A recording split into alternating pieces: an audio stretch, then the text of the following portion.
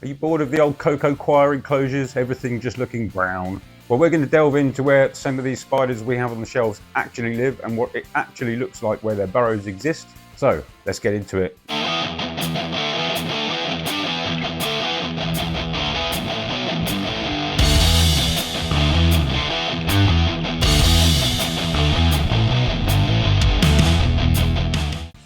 Hello and welcome back to the Arachnophiles. 'Tis I, Matt. All right. And today we're going to be giving our seemanni, our Costa Rican zebrani, got a young subadult male. He's going to be getting a new home, and we're going to be basing that on the wonderful videos by a superb channel. You need to check them out on Instagram and YouTube. That's CH Bird Spiders or Bird Spiders CH. These guys go all over the world to find these spiders we all keep on our shelves in the wild and discover exactly where their burrows are. And more often than not, they will find them on a roadside verge or on cleared forestry, away from the dense, humid forest areas that we all tend to try and replicate most on our shelves in the hobby. I'm going to go a different route and try and recreate some of these places I've seen them living in, evidenced in these videos. We're going to base it on the clearest, most dry-looking areas we've seen them burrowing, but we will make their burrows still cool and humid and holdable. So the substrate will be made of one that will mold into burrows when needed. It will be clay-based with cocoa coir mixed in, so it will be the Exoterra Desert Ochre, which is based on Sonoran Desert, but we're going to darken it up with that cocoa coir, and it will replicate a lot of these dry surface areas in Costa Rica that they would have found this very spider in, that you can witness on those videos. So I highly recommend checking that channel out. It's a very, very good watch, especially if you're an arachnid nerd, and you best be if you're here. Let's get into it. Right, so let's just open up this little critter keeper he's in. This is one of those breeding boxes. They're not my favourite thing. We received him in a mystery box from the spider shop, £50 mystery box, £60 rather. We didn't have exactly what we wanted to house him when he arrived. Just get that out of the way. So this is what I ended up in. I'm just going to pull this loose stuff out of the way first. Alright, and our lovely spooder is just in there. So I'll just pull this back, and there he is. So not huge by any description. He's about 8 centimeters. Well, no, I'd say maybe about 8 or 9 to 10 maybe. He's above 8. Let's just say above 8. Oh, sorry mate. I don't think this one's going to be too difficult at all.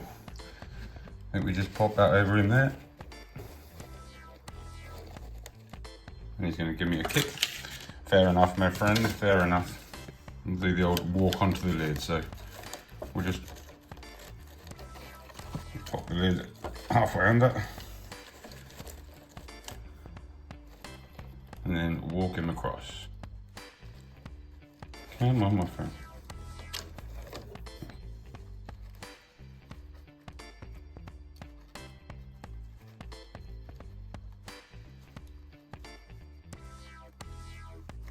That's it, bring all your legs with you, mate. Okay, and there he is. I say he's not guaranteed sexed male, but he looks pretty slender. You know, sometimes you just got a feeling. Let's get building this new house for him. Awesome. Right, here we are again with our nice cheap £20 from Amazon acrylic enclosure. I forgot to say the sizes in the last one, by the way. These are 30 by 20 by 15 centimeters. So very decent size for £20. Nice and sturdy, little feeding hatch there. It is quite hard to get out and push back in again. And Gru has not managed to escape out of hers yet. So all is good so far. Right, so what are we doing? We have substrate options aplenty. So as I said before, we're going to start off with a base substrate of the arid earth, just as a fine layer to start things off. And this is good for plant growth.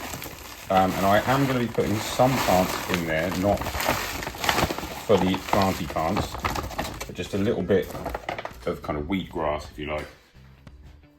Just to be something growing out of the clay, as it were, because as you saw in the pictures we put up, there was quite a lot of strewn about little wheatgrass plants and twigs and sticks and remnants of things that had probably been long since cleared by agriculture, that kind of thing. So that's our first layer. And this stuff also has a lot of nutrients in it, which is good for plant growth, like I say, so that will keep that in the substrate as a whole, the fact that that's the bottom layer. So what are we doing after? Right, well, we have this mix, which is a mix of cocoa fibre and the Exoterra sonoran ochre, and we have some cocoa fibre on its own as well. Now what I'm going to do, add a bit of cocoa fibre to this first layer to bulk it up a bit. Not too much, because I don't want to detract from the arid earth and its properties. Like I say, we are going for these clay-based substrate roadside verges, but we also do want to make sure that it's still got enough humidity overall. Now, I'm not going to be simulating a dry and a wet season, which would be from like, well, half the year basically rainy, rest of it mostly dry, pretty barren. We don't want rain all the time, and we don't want aridity all the time either. So we've got a few options here to build it up with. So the next stage, so this is our mix of the cocoa fibre and the clay-based Exoterra. That's nice, thick and malleable. And we've got some more of that here. And we're just building that up into slightly drier layers until the top is the driest, but it won't be bare. It won't be barren dry. We're not going for that. I'm gonna build it up this side a bit more than the other, because that's where the hide's gonna go. Now I'll just show you what we're doing with the hide. What we're gonna do is build a pre-made burrow, because what these guys will do quite often is take over an abandoned burrow, maybe a rodent burrow of some description. So what we're gonna do is simulate that by popping these together like so, and then burying them and then covering them with the substrate. So I'm going to determine the shape of that now. I think that's pretty good there. I'm going to make a nice little indent to where I want all my substrate for that to go, and then I'm going to build around that with the drier top layer substrate that I've mixed up. So this is just a mix of the two substrates until I'm happy with the texture. It's not as dry as it looks, by the way. It's packed down. This is clay based, not sand. So first things first, let's pop our starter in there. As you see, I'm gonna use some more of this in the back of the hide, in case they want to dig that out, just to bulk it up,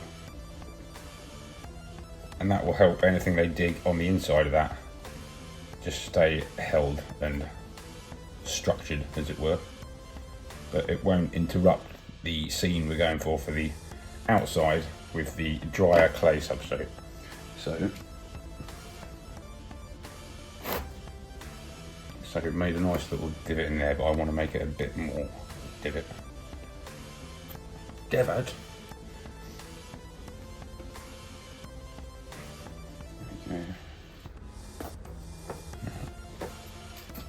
If we just line these up. We want it at a bit of an angle. We're trying to make this look like it's in the side of a roadside verge. So how do we do that? Well, we bury it, as we always do. Say it with me. That's very realistic. Now we get that fun, because we're just burying stuff. It will be up to the ventilation lines, but that's fine. And to harden this all up on the top, to give it that extra touch of realism, you can just mist it slightly and pat down the top few layers. So if you see how that's building up now, and if you remember the screenshots from the Bird Spider CH videos, this is the kind of burrow we're trying to replicate. So sticking out the side of a roadside clay verge, dry in the summer, probably sticky and quite muddy in the winter. We're going for that in-between stage, where it's neither one nor the other. Pat this down as we go, make sure it's nice, firm, and then any digging they do will be into nice solid terrain, as it would be in the wild. There's a lot of room in there, but we're not going to leave a big hole sticking out. We're going to leave an encouraging hole, and then we'll leave a little ridge there, just for a little suggestion of security, so the spider will think, oh yeah, I'll live in there, no worries. I've had AC Marnies before this one, way back in the day when I was first keeping them, 2009. I had a big female, but she bulldozed and she really did dig. This one has not dug anything. I know he hasn't really had enough substrate to dig properly, but he hasn't even moved a bit of moss. He's only even put substrate in his water bowl once. We're going to pop the water bowl in the opposing place to Gru's. So we'll just dig a little divot out for that now as well.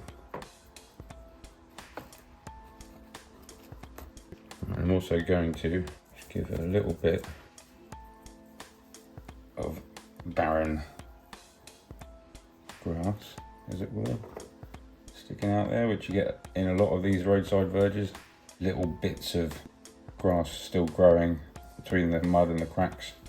So we can't get the mud cracks because I didn't want to use the clay in its clayiest form, as it were, because that gets messy, especially in a small acrylic enclosure. That's why we've used the cocoa coir for that compression instead. There we are, I'm happy with that. Right, now, little bits of litter. First of all, we have some dry debris to throw around on the top because we have compressed it a lot and we want that real look. And obviously the top layer will be loose while that stuff underneath is all compressed and compact. Chuck some stones just in the burrow entrance there as well. It's not like that would be neat and tidy. Also got a bit of twigs and random litter to chuck about in general. I'll be sure to leave leaves around the burrow entrance because AC Marni are known to incorporate that into the silk they lay at the burrow entrance. So if I leave a lot of that kind of thing around there, I'm hoping that will encourage them to do exactly that. Big old rock there, why not?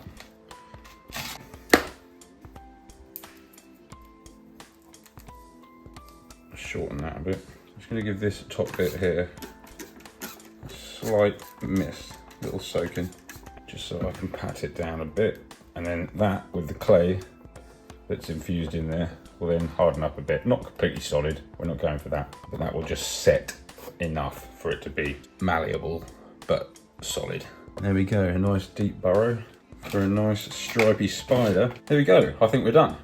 All right, there we are, so nice deep burrow here, all the right kind of litter, some plants, but not plants, because all we saw around those burrows was dying grass and pieces of debris of plants that might have been nearby at one stage because it was a clearing or a roadside verge. So that's exactly what we've got. This is nice and firm, that it's not loose, doesn't go everywhere when you flick it.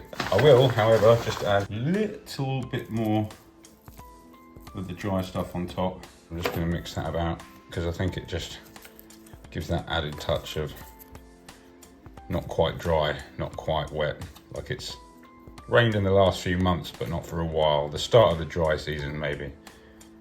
There we go, a little bit more texture. Right, I reckon AC Marni is going to look pretty banging in there, so let's go get one. The thing I like to do first, before I put my spiders in, is fill the water bowl up. The reason I fill the water bowl up first is because what I like to do, get my spiders this way up in the box. So I put the lid down next to the box and slide it over as we did before, as you saw. So then what I can do is pop that on top of the water bowl I've already filled up. And it's just easier because I don't have to bugger about with my hands. And then what you can do, nice and easily, is normally just take the lid off. But he seems to have forgotten that he's not on the ground. Okay, paintbrush, tongs. Still tongs time then, is it? Fair enough, my friend, fair enough. In that case, we should do it like this. Right, mate, if you want to go out this way, please.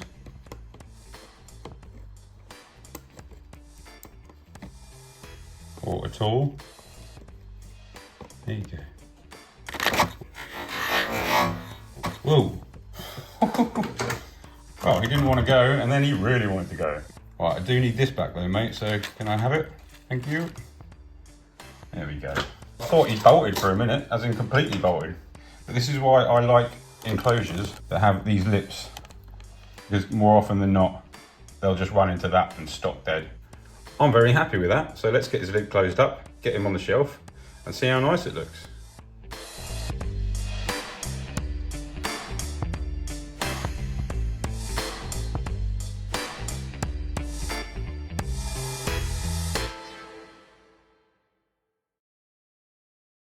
And there we go, a realistic natural habitat based on evidence of these burrows and where they live in the wild. I think we got the accuracy of the soil and the substrate colour very well. I think the texture and the clay-like substrate being built into that cocoa coir and Ectoterra mix is much more natural looking without the obvious coconut hair sticking out everywhere all over the ground. And we're up to 120 subscribers now, which makes me a very happy boy. Smug mode. Thank you for watching. Do leave a comment. If you're not subscribed, click that button, and we'll see you next time on the Arachnophiles. Bye-bye.